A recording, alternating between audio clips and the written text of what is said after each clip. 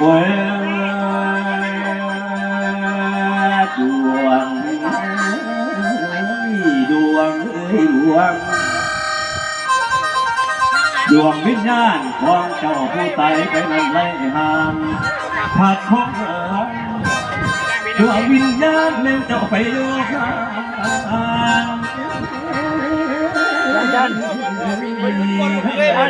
เราพาเขาได้เพื่อนนี่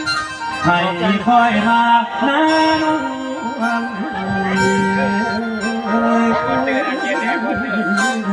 คนเดินไม่หนักเย็นโอ้ย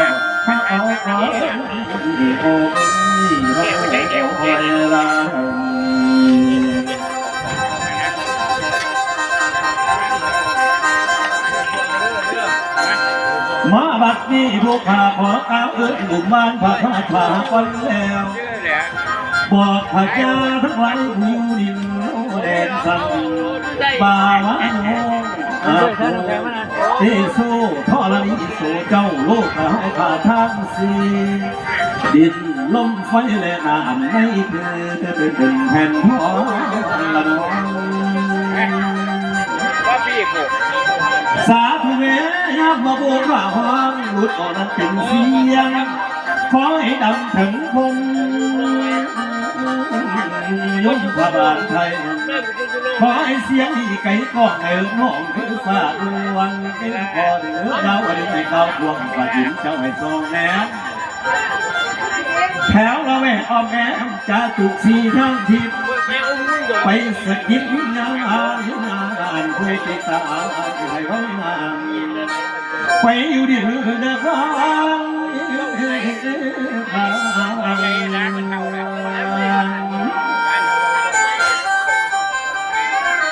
อยู่หัวน้ำความอยู่ทำอยู่ไปบอกให้คนรู้เดี๋ยวนี้อย่าสลาย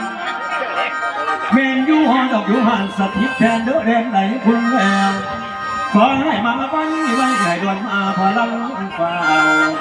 อยู่น้ำยมพระบานเจ้าให้ยมเอานั้นมาส่ง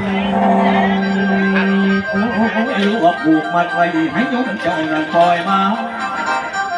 เหลือไปดูแผ่นฟ้านับพอพระยาอินคุณแล้วขอให้อินได้มาให้ปล่อยมาเดียวที่ดูน้ำผีสางเสื้อเครือเขียวเกี่ยวมาอยู่ผู้ผาหน่วยเก่าให้ผีเจ้าดันปล่อยมาพัดพบหลงอยู่ในป่าสาหลงอยู่ในป่าสาหรืออาอยู่น้ำไผ่คุณแล้วน้ำเจ้ากับนายเวทไม่ขอเขียนขึ้นมาขอให้วิญญาณผ่านผู้ตายไปละวันดีหางไปวางโคคอยโดยเมืองสั้นอ้วนเหินไปดูรับสั่งเหนืออาเมืองสวรรค์คุณแล้วขอให้มาจักเขายาสุราเดือเดียวดี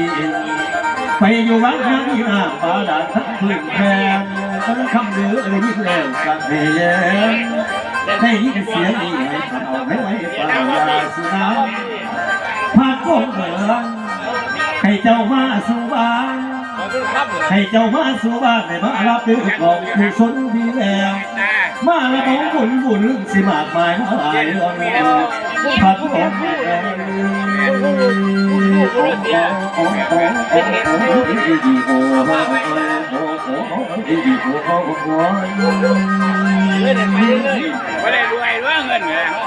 พัดพวกเจ้าอย่าว่าเวียนเกี่ยวเที่ยวมาถามให้เขาสารคำเดือ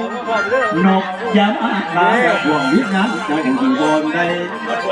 นกยามากาใหญ่ไกลกะตาเกือมาจะฮอ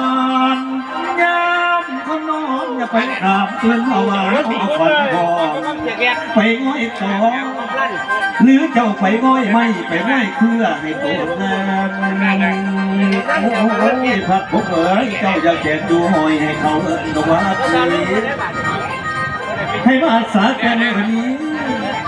พัดพวกเอ๋ยให้มาสาแก่เมื่อนี้มืออื่นสิตายยับดูเลยล่ะ ไปอยู่เพื่อตัวน้ำบ่อช่องความดาว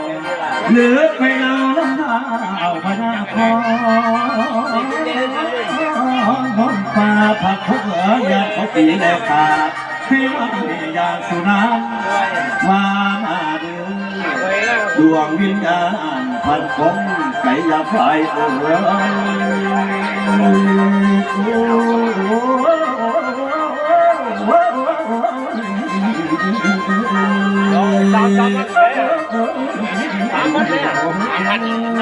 ย